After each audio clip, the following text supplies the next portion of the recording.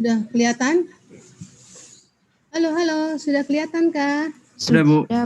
Alhamdulillah. Kita akan membahas tentang pengguna data dan kebutuhannya. Jadi ada dua hal yang akan kita bahas, yaitu yang pertama, communicating with user. Komunikasi dengan pengguna dan menggali assessing user needs, menggali kebutuhan dari si user. Oke. Ya, kita akan bahas yang pertama dulu, yaitu tentang communicating with user. Karena kita bicara communicating, jadi kita harus tahu dulu komunikasi itu apa. Oke, silakan dibaca.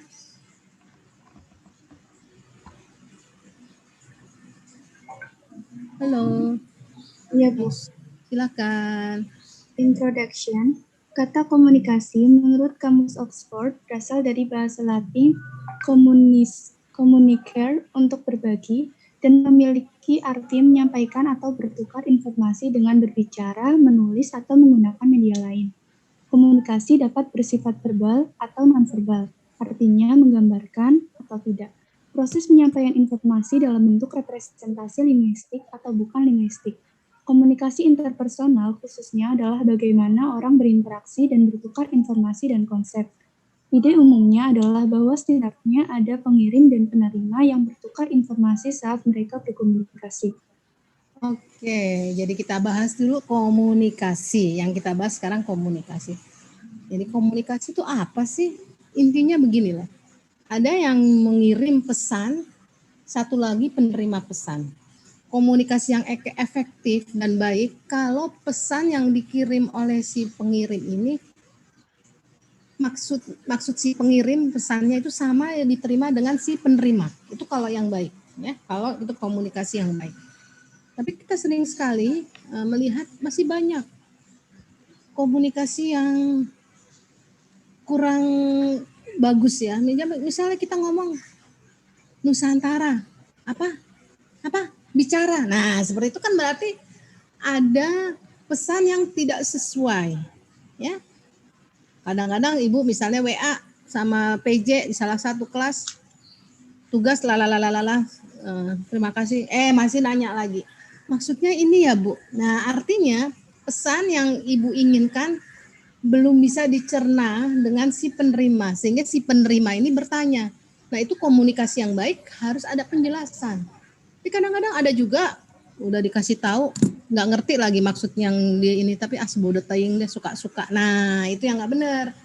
Jadi bagaimana supaya pesan si pengirim dengan si penerima itu sama, harus ada pemahaman yang sama.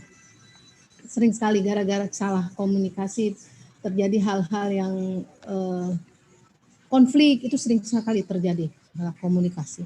Nah, dalam berkomunikasi yang kita kenal selama ini adalah komunikasi dalam bentuk lisan seperti sekarang ini ya. Itu sudah sangat sering. Padahal sebenarnya komunikasi itu tidak hanya dalam bentuk lisan. Non-verbal kan sana verbal. Non-verbal tuh ada. Saudara mungkin masih ingat waktu SD. Pernah SD kan? Kan nggak mungkin langsung SMA kan? Langsung SD, SMP. Nah waktu SD kita ikut pramuka, masih ingat nggak? Ada kode-kode yang disepakati bagi yang ikut pramuka ya. Mudah-mudahan semuanya pernah ikut pramuka jadi tahu. Itu ada kode-kode Morse kalau masih ingat. Dulu si SD itu tahun berapa ya? Tahun 60-an itu ya.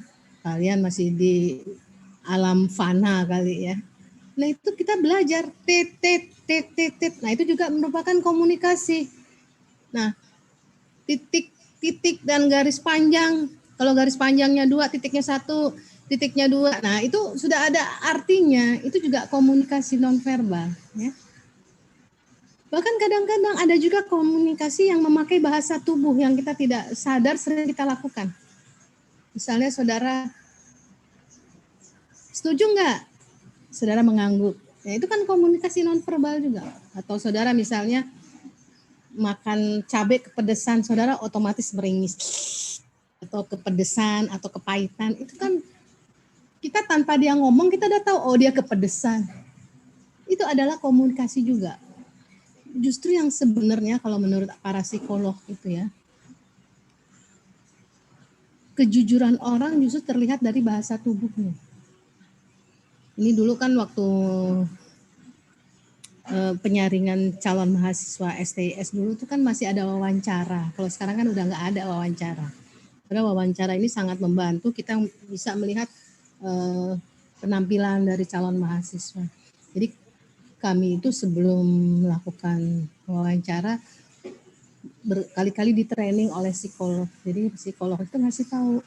Jadi sebenarnya enak-enaknya kalau mau melihat apakah calon mahasiswa ini jujur apa tidak, justru kita lihat dari bahasa tubuhnya. Bagaimana saat kita tanya apakah dia mempermainkan tangan ataukah matanya yang hitam-hitam itu ke atas itu untuk melihat dia bohong apa enggak. Kan ternyata memang itu sangat membantu ya dulu tuh ya wawancara. Kalau sekarang karena nggak ada wawancara jadi kita nggak tahu deh personality masing-masing ya. Bukti ya contohnya banyak sekarang dosen komplain mahasiswa kurang menghargai ya itu dengan cara orang kuliah dikasih gambar-gambar binatang bu. Wah kalau ibu digituin ibu bilang nggak usah dilulusin aja lah. Gimana dia mau jadi pegawai negeri kalau dia nggak sopan begitu. Ingat kita akan menjadi pegawai negeri kita harus santun. Saudara ada belajar kan Pia? Itu kan tidak termasuk Pia kalau yang mahasiswa seperti itu. Oke ini kita udah bicara komunikasi. Lanjut. Silakan. Mengkomunikasikan statistik melibatkan 3 aspek fundamental, yaitu 1. Menyampaikan statistik dengan benar dan akurat. 2. Menyampaikan statistik dengan menggunakan alat yang tepat. 3. Memungkinkan pesan atau statistik yang dikirimkan Atau oleh statistik memungkinkan pesan dalam hal ini pesan statistik ya, bukan atau. memungkinkan pesan statistik yang dikirimkan oleh produsen menjadi mudah diterima oleh pengguna atau users. Nah, ini harap diperhatikan. Tadi kita udah bahas tentang komunikasi yang baik. Dalam hal ini kita harus mengkomunikasikan masalah statistik. Ada 3 hal yang harus diingat, yaitu harus bisa menyampaikan statistik dengan benar dan akurat. Bagaimana kita bisa menyampaikan sesuatu kalau kita nggak paham? Misalnya kita rata-rata, apa ya rata-rata? Standar deviasi itu apa ya? Korelasi itu apa? Makanya kenapa waktu ibu mengajar mata kuliah metode statistik ya, kalian kebetulan selalu ibu kaitkan dengan filosofi dalam kehidupan sehari-hari. Nah, nggak ada ceritanya disiplin ilmu itu muncul kalau nggak ada kebutuhan manusia. Ilmu kedokteran muncul karena kita butuh orang yang bisa mendiagnosa keadaan tubuh kita. Farmasi muncul karena kita butuh obat. Arsitek muncul, nah statistik muncul karena kita memang butuh statistik. Jadi kalau kita sendiri nggak paham, bagaimana kita mau menyampaikan? Misalnya gini, ada orang nanya, korelasi apa ya? Karena dia tahu kalian tuh lulusan dari STIS misalnya. Apa ya korelasi itu hubungan deh kayaknya. Terus kalau hubungan tuh maksudnya apa ya? Bisa nggak kalian menjelaskan ini? Ini yang nomor 1. Harus paham statistik dengan benar dan akurat. Kalau kita sendiri nggak tahu bagaimana kita bisa mengkomunikasikan statistik dengan baik. Gimana orang bisa ngerti. Itu yang pertama. Kedua juga kita harus tahu alat yang tepat apa. Alat yang tepat, apakah kita bisa pertama alat tuh gini, alat analisisnya juga apa. Bisa juga alat bagaimana kita, apakah kita harus mengkomunikasikan secara lisan atau dengan kode dan sebagainya. Kita harus paham itu. Nah yang ketiga, dengan demikian kalau kita paham 1-2, sehingga pesan-pesan dalam hal ini pesan statistik yang dikirimkan oleh kita itu bisa diterima oleh si user. Oke, next.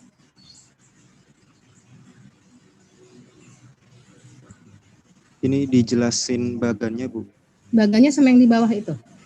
Yang bawah itu kan menjelaskan yang atas. Oh, ya. Pemangku kepentingan adalah orang atau perusahaan yang terlibat dalam organisasi tertentu, proyek, sistem, dan lain-lain, terutama karena mereka telah menginvestasikan uang di dalamnya. menurut Oxford Advanced Learners Dictionary. Suaranya agak keras sedikit bisa? Kok hilang? Untuk statistik resmi, pemangku kepentingan tidak selalu menginvestasikan uang setidaknya secara langsung dan termasuk pengguna seperti warga negara asing dan staf internasional. Statistik Kanada menjelaskan stakeholder statistik Kanada termasuk publik dan media Kanada, pemerintah, bisnis dan serikat buruh, sektor akademik, badan asing dan internasional, dan kelompok klien lainnya. Para pemangku kepentingan bekerja sama dalam perencanaan, pendanaan, koordinasi, penyusunan, dan pemantauan statistik untuk penyedia statistik, yaitu kantor statistik. Kantor statistik menyediakan statistik sebagai bukti bagi pemangku kepentingan untuk memutuskan tindakan, komentar, atau pikiran. Suaranya nggak kedengaran. Bentar, Bu. Nggak keras sedikit bisa? Kantor statistik menyediakan statistik sebagai bukti bagi pemangku kepentingan untuk memutuskan tindakan, komentar, atau pikiran mereka. Dengan cara ini, hubungan antara kantor statistik dan pemangku kepentingan saling menguntungkan dan membawa manfaat yang sama-sama menguntungkan. Jadi kalau kamu lihat gambar ini gimana kira-kira? Kantor statistik harus seperti apa dia? Kalau menurut saya, Bu, Ya, kantor gambar ini. statistik akan menghasilkan beberapa statistik Nah, yang akan diperlukan oleh stakeholder untuk membuat keputusan. oke. Next, stakeholder itu siapa aja? Silakan. The group, ada national government, ada civil society organization, ada business, ada academic institution, ada development partner, subnational government, and local government. Kelompok-kelompok yang ditampilkan pada slide adalah daftar umum para pelaku utama di tingkat nasional. Daftar tersebut juga mencakup kelompok pemangku kepentingan tertentu yang memainkan peran penting dalam pembangunan perkotaan dan daerah.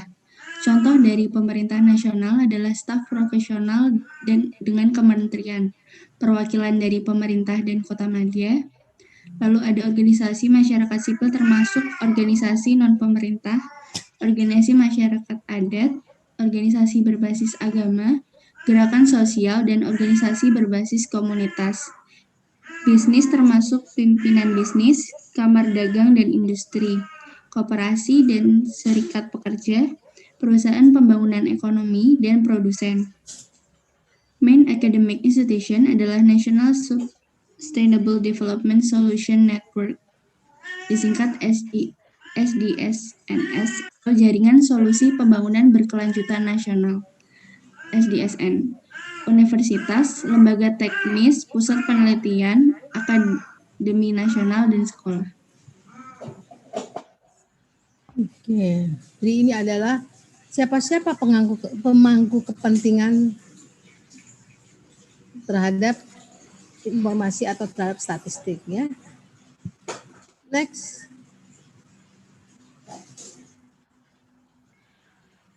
Diseminasi ini akan kita pelajari setelah pertemuan ini. Oleh karena diseminasi memiliki hubungan yang sangat erat dengan komunikasi antar stakeholder, maka slide ini memberikan gambaran mengenai korelasi tersebut. Kantor statistik menyediakan layanan untuk menyebarkan statistik resmi kepada para pemangku kepentingan. Meskipun diseminasi adalah layanan satu arah, para pemangku kepentingan dapat memberikan umpan balik dan komentar tentang statistik. Oke, kalau dari gambarnya nih coba gimana? Jadinya kantor statistik coba gimana jelaskan, masa Ibu yang jelasin. Jadi kalau dari gambarnya statistik office ke stakeholder ngapain tuh coba?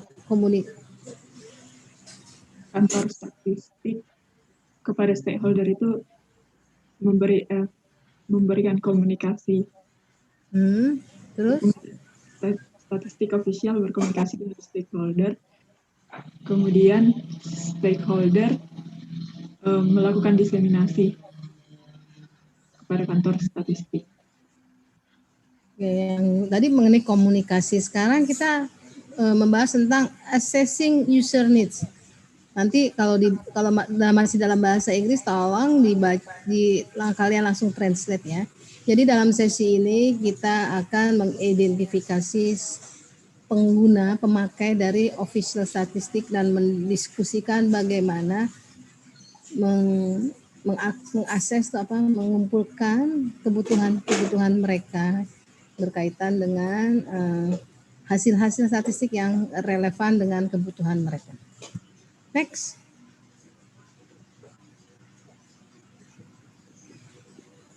Tipe user official statistik.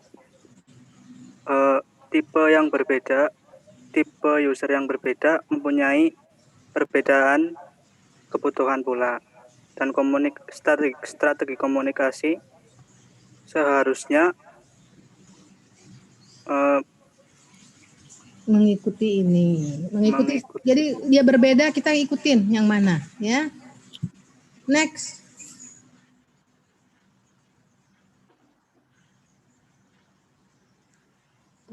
Tipe dari pengguna official statistik. Di sini terdapat perbedaan cara yang berbeda untuk mengkategorikan pengguna. Mari kita melihat kategori yang ditunjukkan oleh European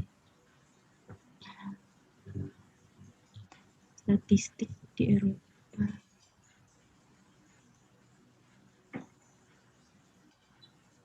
Mana?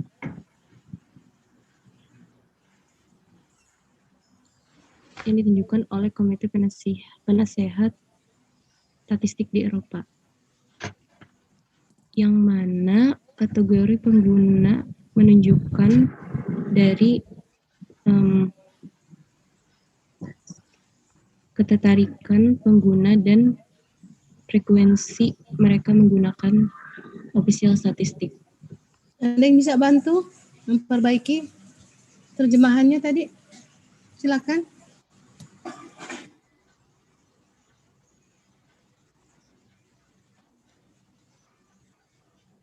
Nah, nanti kan kalian mau belajar ujian. Gimana kalau nggak bisa men-translate ini, belajarnya gimana? Silakan, ada yang bisa bantu.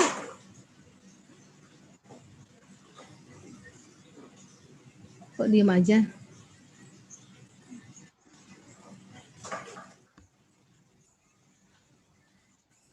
Kok diem aja?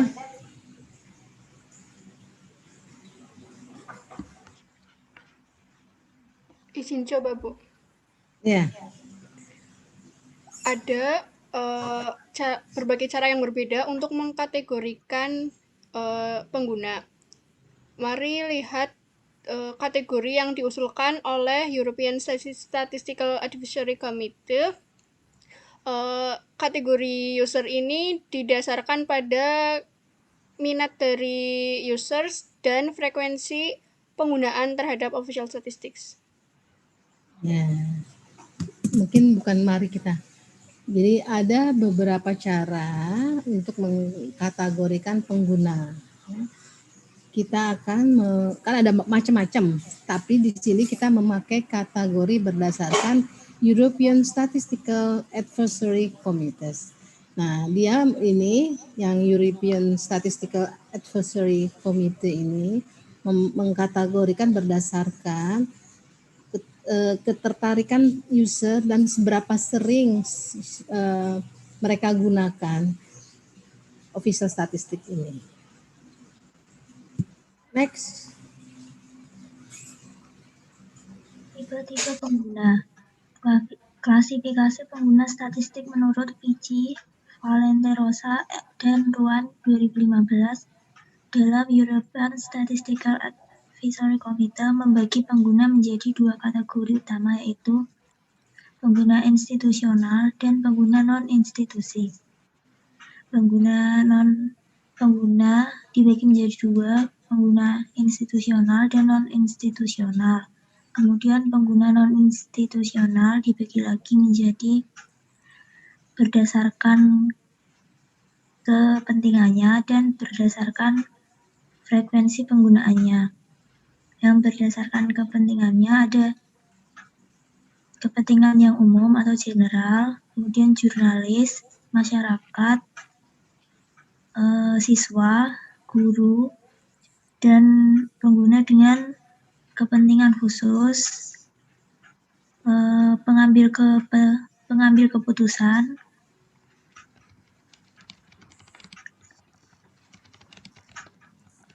analis, polisi analis, Analisis kebijakan. analis kebijakan, analis pemasaran, kemudian ahli dalam bidang spesifik, bidang spesifik tertentu, pengguna dengan kepentingan untuk research seperti inovasi untuk enterprise, kemudian komunitas saintifik, akademis, dan researchers di universitas dan institusi, konsultan, dan researchers di pemerintah dan sektor privat. Privat itu swasta. Ya, sektor swasta. Kemudian ya, pengguna yang berdasarkan frekuensi penggunaan itu ada pengguna yang berat dan pengguna yang sangat berat. Kemudian ada pengguna yang ringan. Dan yang non pengguna itu ada pengguna yang potensial.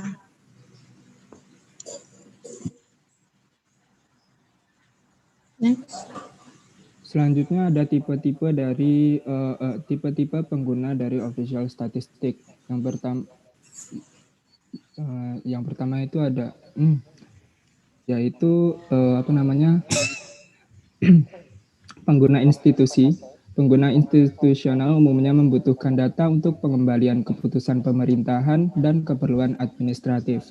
Yang kedua, kebutuhan data mereka cukup besar dan biasanya memiliki prioritas dalam hal permintaan yang harus dipenuhi oleh produsen data.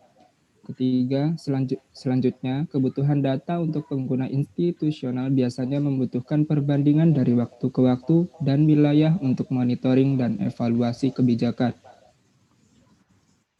Okay. Next.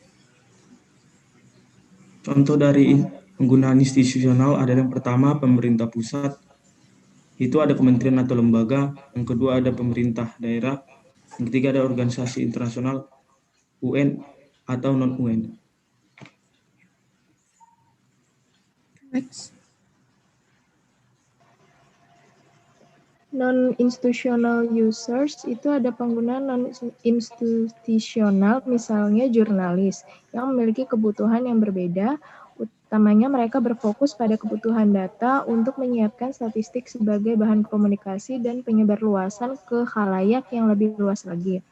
Bagi mereka, data tersebut dapat menunjukkan tren baru yang menarik dan penting bagi perkembangan kehidupan sehari-hari masyarakat secara nasional maupun regional. Okay.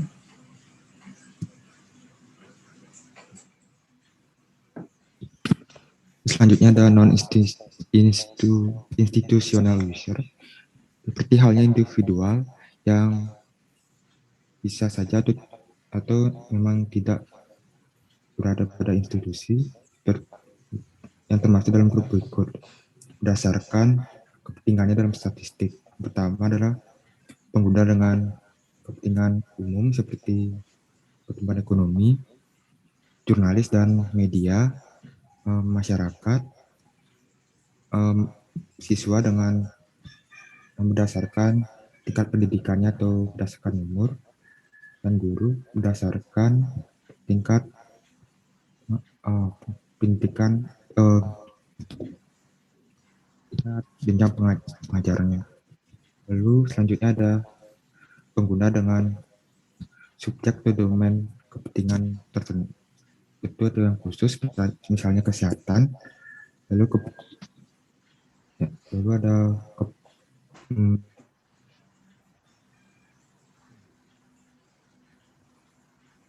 mengambil kebijakan lain seperti analis kebijakan, analis pemasaran, ahli dalam bidang tertentu, pengguna dengan kepentingan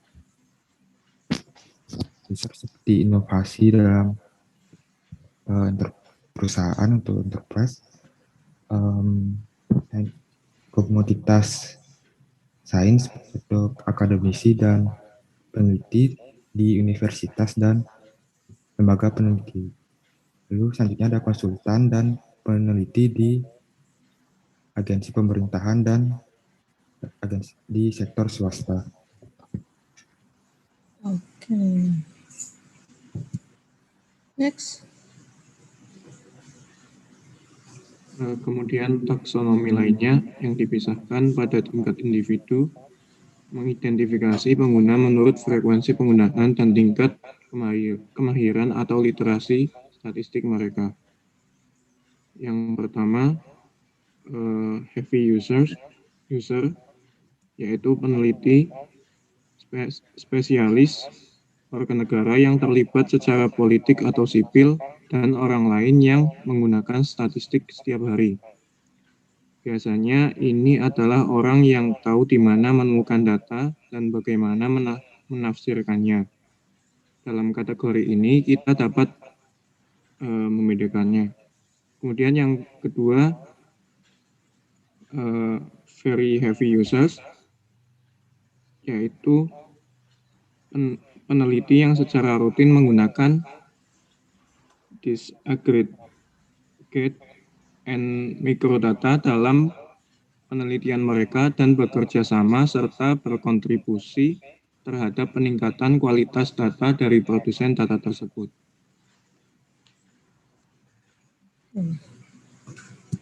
Next. Taksonomi lainnya yang dipisahkan pada tingkat individu mengidentifikasi pengguna menurut frekuensi penggunaan dan kemahiran atau literasi statistik mereka.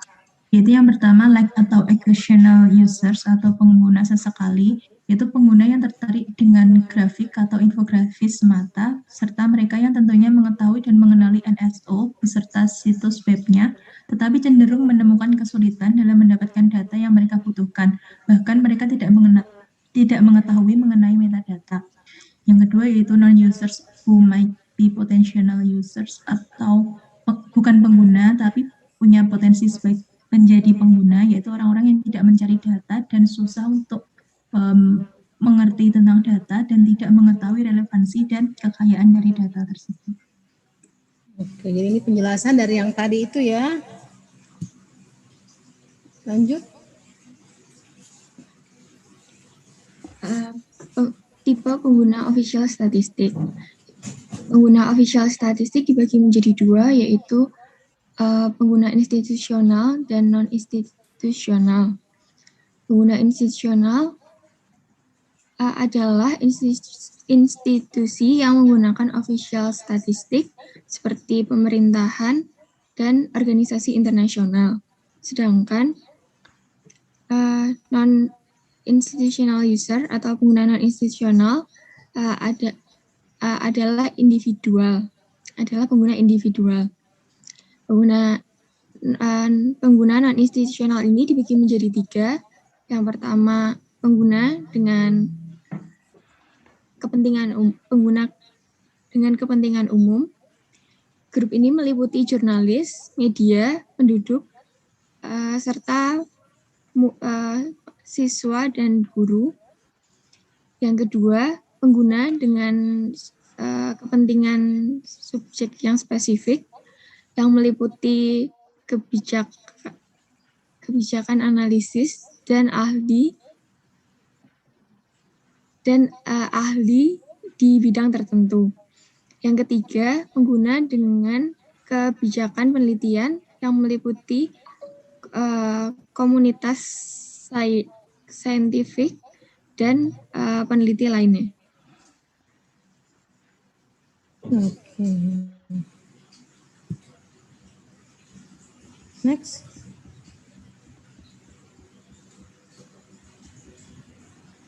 memperkirakan kebutuhan pengguna atau assessment user need, yaitu statistik Kanada mengacu pada kesenjangan relevansi untuk statistik resmi, itu waktu antara ketika kebutuhan pengguna muncul dan keluaran statistik untuk memenuhi kebutuhan mereka. Untuk mengurangi kesenjangan relevansi tersebut, kebutuhan pengguna harus dinilai secara teratur. Jadi maksudnya gini ya, relevance gap itu maksudnya gini. Pada saat si user membutuhkan suatu data, ya, kebetulan datanya itu masih belum dihasilkan. Nah ini bisa 1 bulan lagi atau 2 bulan, dan selanjutnya ini bagaimana supaya kita itu bisa memberikan data yang up to date sesuai dengan kebutuhan dari user. Untuk mengurangi relevance gap ini, kita harus melihat kebutuhan-kebutuhan secara yang rutin itu apa aja sih. Next, yang harus diperhatikan ini. Next ya, lanjut. Kemudian some common ways, ada beberapa cara untuk mengkomunikasikan kebutuhan pengguna. Yang pertama adalah via the Statistical Council and DNSS melalui Dewan Statistik DNSS. Ini biasanya mencakup different user group, kelompok grup yang berbeda. Terus by holding periodic consultations with user, itu dengan mengadakan konsultasi secara berkala with user dengan user to review the usefulness of existing dengan untuk mengetahui kegunaan dari statistik dan mengidentifikasi data yang dibutuhkan. Yang ketiga, by collecting user comment online dengan mengumpulkan komentar secara online. Dan yang keempat, by participating in statistical meeting and seminar, dan berpartisipasi di meeting dan seminar statistik yang diselenggarakan oleh ada institusi lain pada tingkat regional maupun internasional. Jadi maksudnya ini cara-cara yang dipakai untuk bisa mengakses kebutuhan user ya, bisa melalui kantor statistik, bisa juga berdasarkan konsultasi rutin dengan user sehingga kita tahu mana sih yang dipakai nih ya, atau bisa juga kita melihat ya komentar-komentar dari pemakai yang di online. Yang terakhir bisa juga melalui keikutsertaan dalam kegiatan-kegiatan statistik di seminar, di workshop ya yang diselenggarakan oleh institusi lain baik secara regional maupun internasional. Next. Kasus studi di Inggris. Kantor Statistik Nasional Inggris menyelenggarakan platform online yang disebut StatUserNet untuk komunikasi antara pengguna dan produsen statistik. Platform ini terbuka untuk siapa saja yang berkepentingan dengan statistik, baik ahli maupun non-ahli. Jadi maksudnya gini, di kantor statistik Inggris namanya ONS ya, dia mempunyai suatu cara untuk mengetahui apa-apa sih kebutuhan user sehingga ada komunikasi antara user sama mereka. Mereka itu maksudnya ONS ya. Jadi ini untuk mengetahui apa-apa sih yang dibutuhkan. Nah ini seperti ini nih. Ya, welcome to StatUserNet. Ya, tujuannya apa nih? Coba bisa dibaca ini diterjemahkan. Next. Selamat datang di StatUserNet.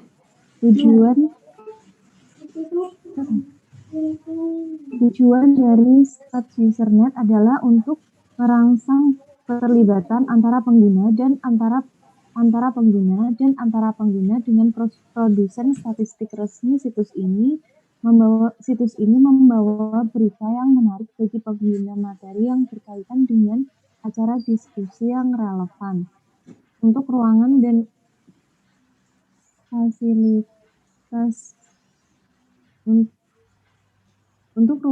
fasilitas lainnya, menyediakan ruang komunitas online yang unik untuk produsen dan pengguna untuk membuat kontak, belajar tentang pekerjaan satu sama lain, dan berbagi informasi.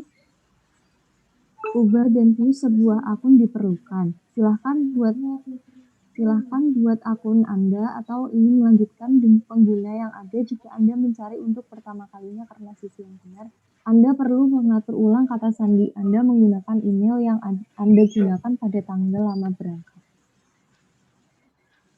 Ya, jadi intinya si kantor statistik UK ini membuka pada siapa saja, baik dia expert ataupun tidak expert di bidang statistik, untuk mengetahui kebutuhan-kebutuhan, keinginan-keinginannya apa. Nah, di situ di Stats Usernet tuh masalah apa? Bisnis statistik. Nih udah ada nih. Kamar-kamarnya sudah ada ya. Oke, next. Lanjutan dari case study di Inggris. Jadi, the platform hosts user group for specific statistical topics as well as 3 general user group. Jadi, di platform ini itu menyediakan kelompok pengguna untuk topik-topik statistik yang spesifik. Di antaranya dibagi menjadi 3 kelompok. Yang pertama ada kelompok statistik, yaitu a general notice board for all users, papan catatan umum untuk semua pengguna. Kemudian ada consultation atau konsultasi yang berkaitan dengan hal-hal statistik, dan juga statistik user forum, juga forum pengguna statistik yang berisi informasi, dokumen, dan pemberitahuan minat kepada kelompok pengguna statistik dan pengguna secara umum. Nah, ini ya platform yang dipakai di ONS ya. Selanjutnya ada next, silakan. Selanjutnya ada prioritizing user needs atau kebutuhan pengguna yang diprioritaskan. Realitanya nggak semua kebutuhan pengguna itu bisa apa namanya? Dipenuhi. Di apa, Bu? Dipenuhi. Dipenuhi sama sumber daya yang ada. Beberapa harus diprioritasin kebutuhan pengguna tersebut. Next. Beberapa kriteria untuk memprioritaskan kebutuhan pengguna. Yang pertama, kebutuhan pengguna mana yang paling banyak dipakai oleh users. Ya, yang paling banyak dipakai dan yang paling konsisten sepanjang waktu. Kemudian yang kedua, kebutuhan mana yang dapat dipenuhi dengan biaya rendah. Misalnya menggunakan data yang ada dan standar. Next. Bu, izin Bu. Ya. Itu Pak Joni udah masuk, maaf. Pak siapa? Pak Joni. Pak Joni. Oh ya, biarin aja. Ikutin ya Pak Joni ya. Mana suaranya? Iya, Bu. Halo? Iya, Bu. Udah. Iya, tadi iya, kemana Bu. aja, Om? Kemana aja Lagi tadi, muter-muter jaringannya, Bu. Aduh, muter-muter. Lagi di warnet. Ya Allah. Oke, Iya. next. Berikutnya. Nyari jaringan, Bu. Oh iya. Next, silakan prioritizing user need. Next. Untuk lanjutan yang tadi, beberapa kriteria yang diprioritaskan untuk pengguna. Yang pertama, jika ada data yang baru, jika ada mekanisme sistem baru, mekanisme pengumpulan data baru yang telah direncanakan,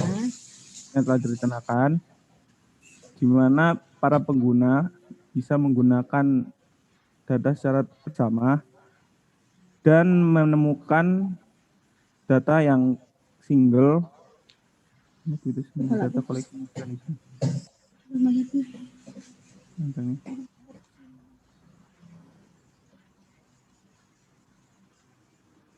Udah.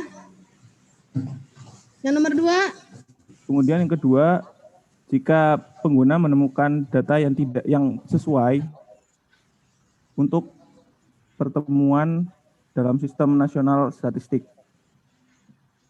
Terjemahin lagi ya. Next sekarang.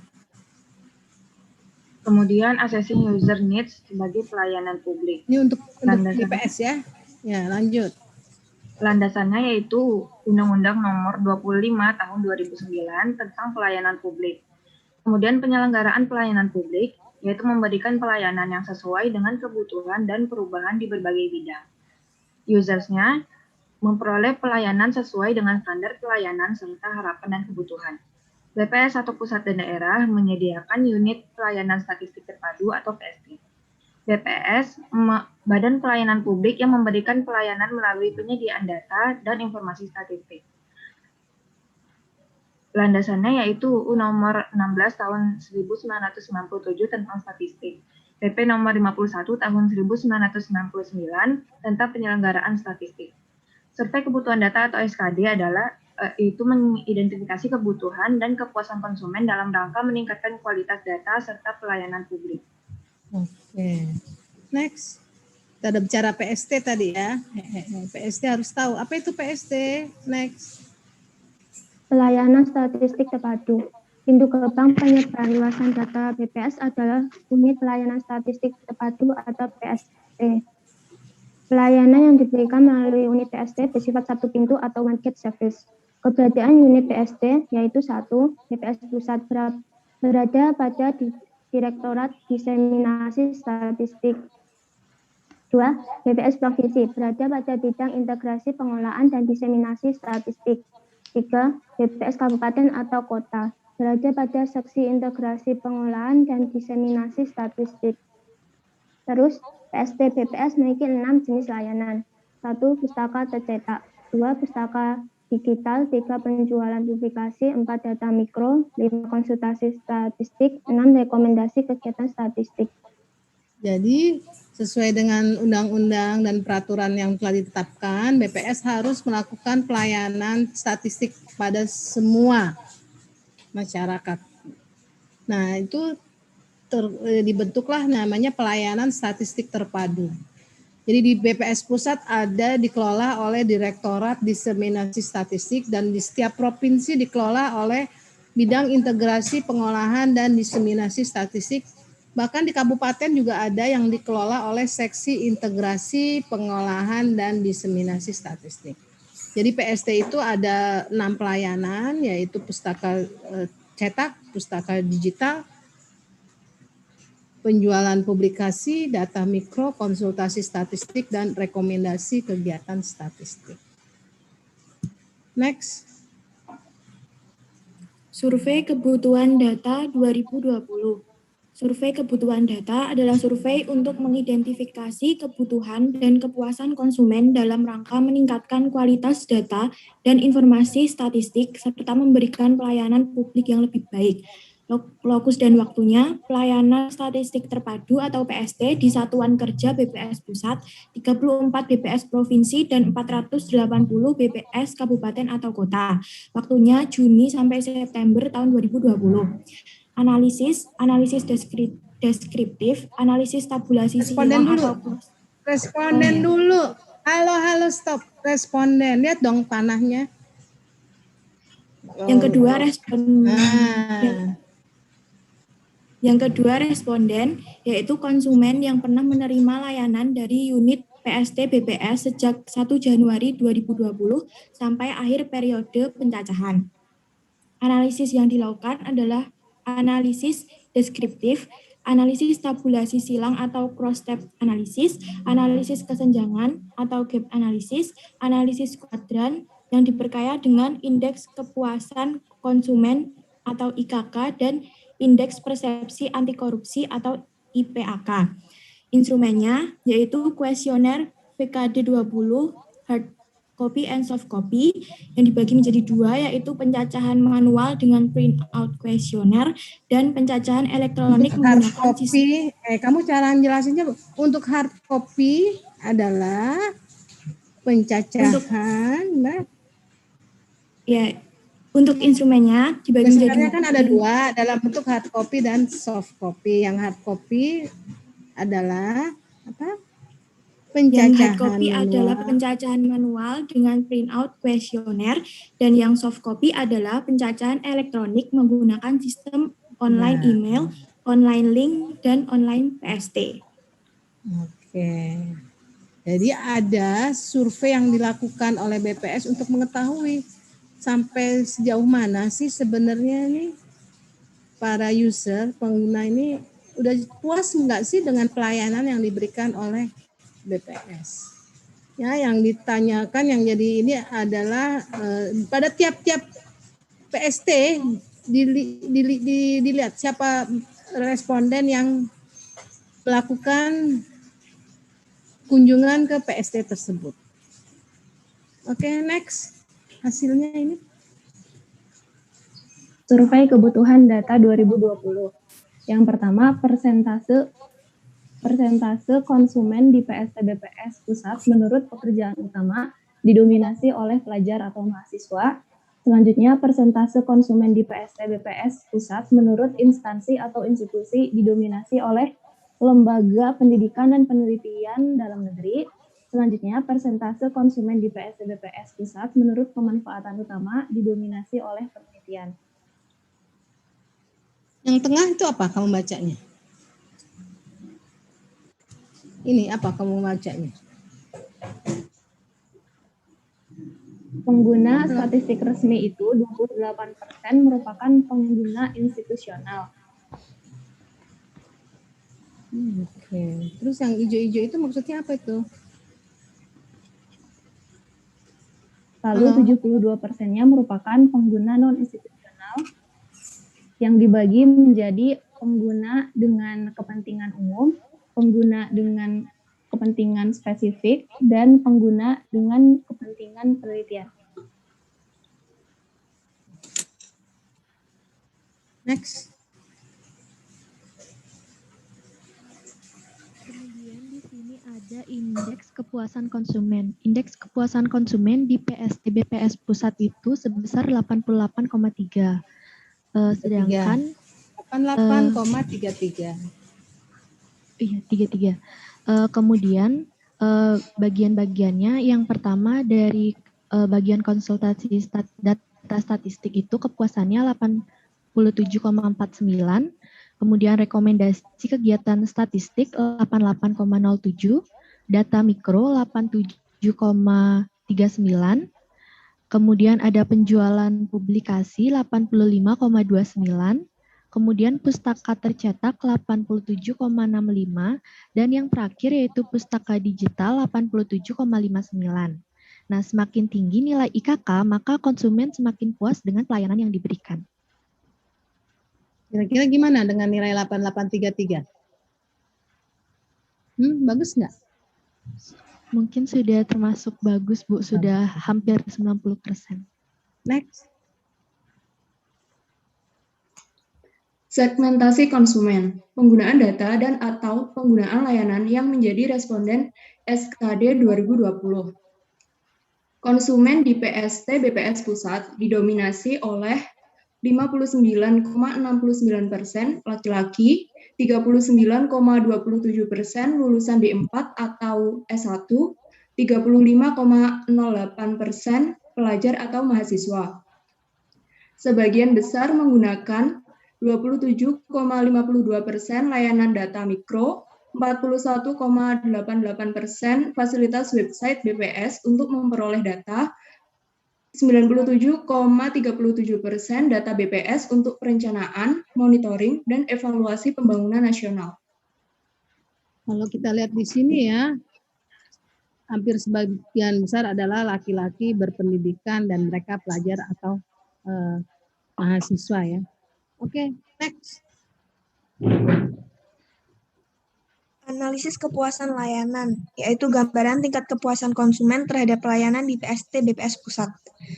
IKK atau Indeks Kepuasan Konsumen yang didapat oleh PST BPS Pusat yaitu sebesar 88,33 dari skala 1 sampai 100, yang artinya kualitas pelayanan PST BPS Pusat termasuk kategori sangat baik. Presentase konsumen yang puas terhadap akses data BPS sebesar 88,73%. Presentase konsumen yang puas terhadap pelayanan BPS sebesar 90,41%, dan presentase konsumen yang puas terhadap sarana dan prasarana pelayanan BPS sebesar 88,48%. Next. Selanjutnya ada survei kebutuhan data 2020. Nah, ini ada analisis hasil survei kebutuhan data 2020. Ini diagram batang mengenai diagram lingkaran mengenai presentase konsumen di PST BPS Pusat menurut jenis layanan. Nah, untuk jenis layanan yang paling banyak paling besar persentasenya adalah website BPS, yaitu sebesar 41,88%. Selanjutnya ada Allstat BPS sebesar 3,14%, Silastik 31,41%, Sirusa 0,52%, Romantik Online 3,14%, telepon atau faksimail 1,57%, email atau surat 7,85%, dan yang terakhir data langsung ke PST sebesar 10,47%. Nah, sekarang pertanyaan Ibu buat siapa yang menjawab terserah. Kenapa ini kok dari tadi penyajian dalam bentuk grafik lingkaran? Kenapa kira-kira? Ada yang bisa jawab?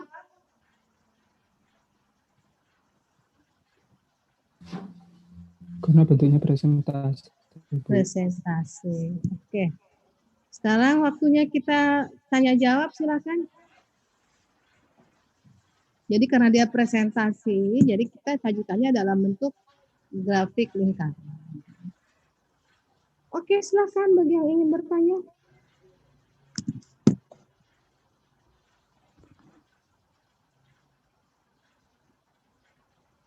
Fahmi? Mau tanya apa Fahmi? Monggo.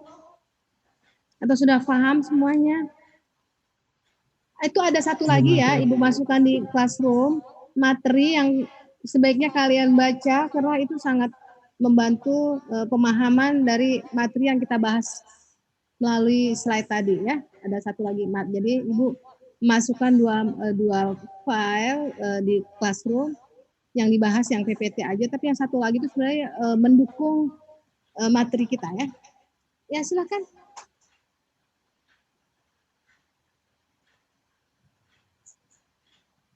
Masih pada mabok ketupat ya? Iya. Oh iya, Ibu lupa, Ibu belum mengucapin selamat Hari Raya Idul Fitri buat semuanya yang merayakan. Mudah-mudahan amal ibadah kita diterima oleh Allah Subhanahu wa taala. Amin, amin. Amin. Gimana Fahmi, masih mabok ketupat atau udah habis ketupatnya? Saya cuma buat aja, Bu, nggak makan. Kenapa nggak suka ketupat? Enggak, cuma suka buat wadahnya aja. Nah, kenapa bikin wadahnya aja? Emang kamu jual apa? Enggak, Bu, mainan. Gitu. Kadang-kadang ada juga orang yang nggak suka makan ketupat atau lontong. Katanya nggak ngenyangin.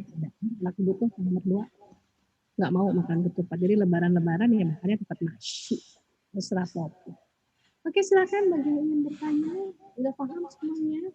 Jadi BPS itu sudah melakukan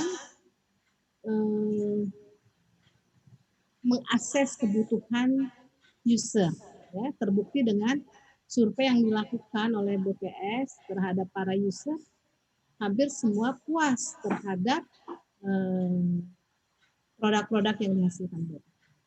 Walaupun kadang-kadang ada gap-gapnya ya, itu wajar. Misalnya datanya dikumpulkan sekarang, ya nggak harus besok dalam bentuk publikasi, ya bisa beberapa bulan. Karena itu kan berproses seperti yang udah kita pelajari minggu kemarin, data di lapangan diedit, kemudian diolah, dianalisa, baru dibuat publikasinya. It takes time. Jadi nggak ada sekarang ngumpulin data terus besok langsung publikasi, itu nonsense itu ya. Oke, bagi yang ingin bertanya silakan. Izin bertanya, Bu. Ya, silakan. Tadi kan ada disebutkan penjualan publikasi. Penjualan publikasi ini contohnya publikasi yang seperti apa ya, Bu, yang dijual gitu?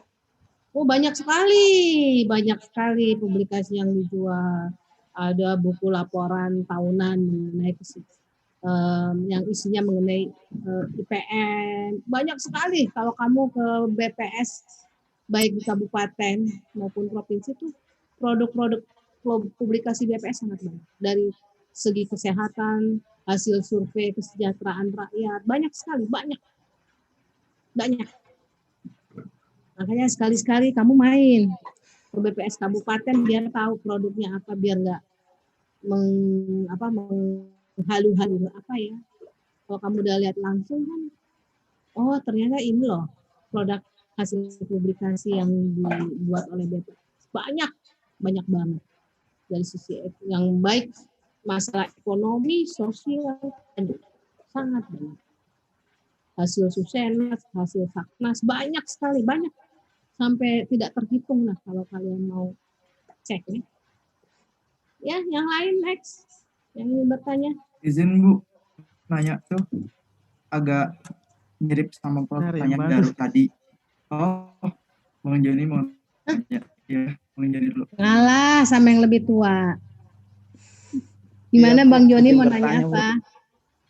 Kok nggak ada wajahnya Bang Joni? Kan mau ngeliat wajahnya. Lagi error Bu, jaringan kalau misalnya muncul ini. Soalnya Udah. lagi di warnet Bu. Mau tanya apa Bang Joni? Iya. Iya, kemarin kayak data SP kemarin misalnya belum disediakan informasinya secara resmi, masih secara nasional ya Bu, yang hasil data kemarin. Kemudian Sensus yang penduduk. dari kepala desa, iya. Ya. Dari kepala desa datang di kantor untuk nanya jumlah penduduknya tidak sesuai dengan hasil dia berkurang, baru dia marah-marah. Itu bagaimana Bu? Apa penjelasannya gimana? Ya, kenapa harus marah-marah ya? Karena yang jadi pertanyaan bagaimana petugas dia maunya dinaikin Bu. Naikin jumlahnya gitu.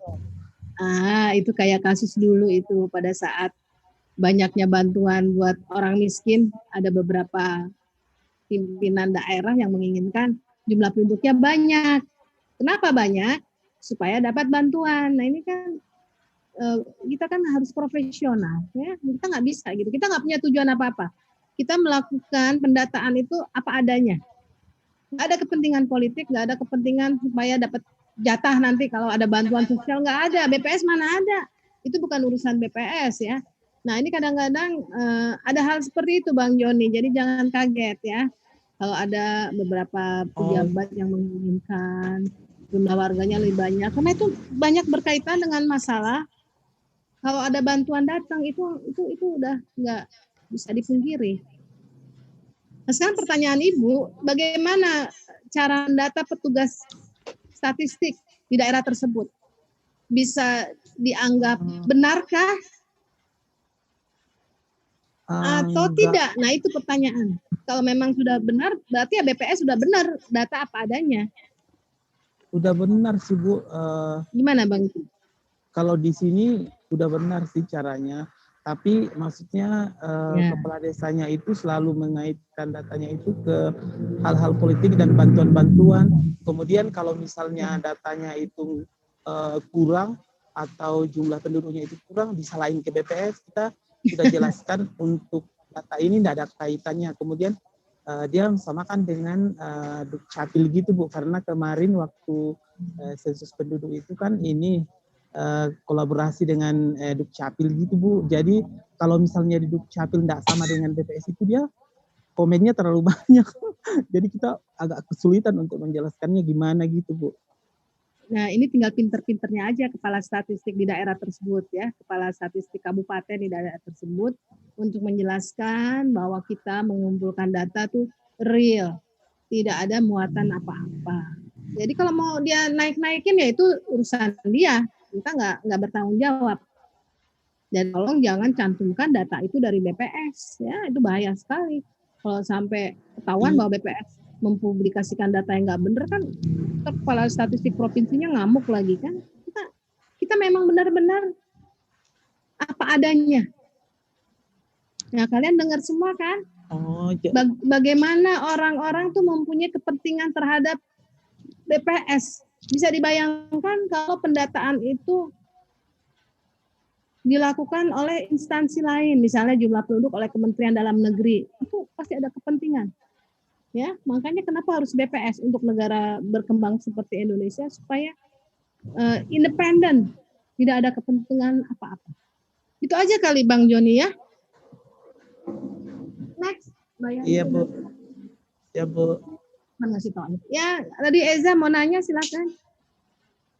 Iya Bu, izin Bu, itu terkait dengan produk dari BPS Bu, entah publikasi, berita resmi, berita biasa, terus senarai rencana terbit kayak buletin. Itu kadang saya ngelihat di YouTube atau Instagram ada beberapa hari update gitu, tapi saya nggak paham Bu. Itu bedanya apa ya Bu? Kadang kalau baca juga kok hampir mirip ya. Ini sumbernya dari mana, terus cara ngolahnya gimana? Saya belum mengerti dari awalnya Bu. Yang kamu tanya apanya? Buletin ringkas atau ya, apanya? Dari perbedaan 4 itu yang ada. Buletin Publikasi, ringkas, berita biasa, buletin, sama berita resmi statistik.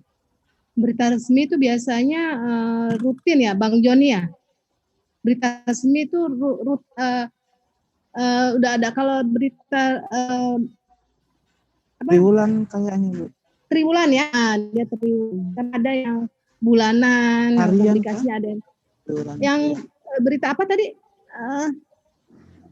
Jadi ada subpublikasi, Ibu nggak begitu hafal sih ya. Yang diterbitkan ada 3 bulanan, ada 1 bulan. Jadi kalau misalnya berita itu diterbitkan tiap bulan, dia rutin menceritakan keadaan bulan tersebut. Jadi ada kalau nggak salah buletin per bulan ada kan? Buletin ringkas ekonomi kalau nggak salah. Itu kan per bulan ya. Tapi kalau dia disajikan per 3 bulan berarti gabungan dari 3 bulan. Seperti itu. Siapa lagi yang kamu buletin ringkas? Siapa lagi? Publikasi apa, Eza? Itu kalau yang berita statistik terus publikasi itu kita nanti belajar nggak sih Bu? Kayak nanti isinya tuh kayak gini. Enggak, belum ngebuat deh, kayak kita belajar isinya dulu suruh ngebaca gitu dalam satu Kita lihat dulu. mata kuliah. Nanti kalian belajarnya kalau udah kerja. Oh, tapi kalau sekarang kita belajar kayak desainnya nggak Bu? Desain dalam artian isinya Bu? Boleh, Nanti bagiannya ini. tahu. Enggak, maaf Bu, bukan belajar tapi kayak ada mata kuliahnya gitu. Biar nanti nggak kaget pas kerja. Tapi emang nggak ada. Nggak ada kayaknya, tapi bisa juga kalau dosen kasih tugas, kamu bisa ngambil datanya dari itu, bisa juga. Ya. Nanti kalau pas nyusun skripsi bisa jadi kalian ngambil data dari buletin ringkas, bahkan dari publikasi tiap tahunan ya, Bang Joni namanya yang tiap tahun tuh. Ada kan? KCA Bu. Hah? Ibu lupa yang tiap tahun KCA, ada. Hah? Pokoknya ada deh. Ibu. KCA. Nah itu nanti Iya. kalian akan lakukan kalau pada saat nulis skripsi. Betapa pentingnya kalian membutuhkan data yang dihasilkan oleh BPS. Itu aja kali. Nggak ada mata kuliah khusus. Nanti kalau kalian udah kerja baru tahu ya. Oh ini masuk ke ini, masuk ke ini. Seperti itu. Ya, Jadi kalau ngebaca publikasinya Bu yang banyak itu mandiri ya Bu sifatnya Bu, kayak nggak dituntun, atau boleh nanya ke dosen kadang gitu Bu. Jadi nggak kayak nanti besok kita bahas terkait publikasi mulai dari struktur awalnya terus isinya gitu, nggak ada gitu. Oh. Nanti kalau kalian udah kerja belajar sendiri. Ibu dulu waktu kerja juga waktu ditaruh di analisis statistik sosial juga blank, tapi akhirnya Ibu tahu data yang Ibu kerjakan tuh masuk kemana, itu akhirnya kita tahu. Oke, next yang lain. Oke, terima kasih Bu. Za bikin minum jadinya tuh. Enak Iya Bu, ya. buat puasa Syawal. Udah selesai Ibu mah hari ini Lebaran. Next yang lain silakan. Mana nih? Fahmi nggak nanya, udah paham? Alhamdulillah kalau udah paham. Yang lain silakan.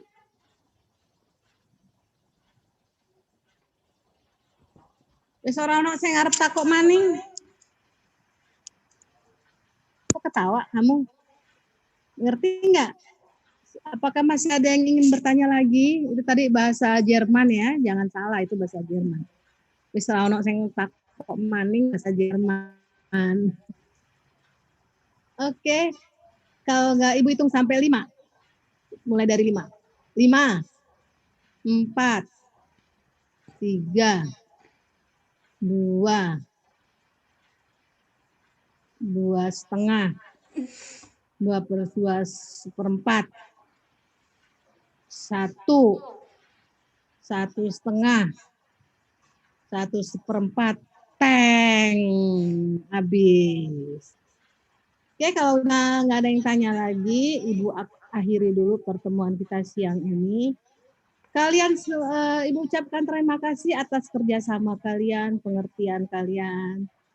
Semoga aja bisa membawa manfaat buat kalian semua. Semua boleh keluar kecuali Mas Joni. Oke, silakan dipandu. Eja supaya keluar teman-teman. Untuk minggu depan apa harus bikin PPT materi hari ini ya, Bu? Enggak. Kalau Ibu nggak ngasih tugas, enggak. Gitu aja, gampang. Oke, dipandu Erza, teman-temannya supaya mengeluarkan dirinya. Ayo teman-teman keluar. Kecuali Pak Joni. Bang Joni ada THR Bang sebentar. Tahu aja ada THR dari Bu Iin. Iya Bang. Ayo diusirin Erza teman-temannya. Pus. Ayo guys.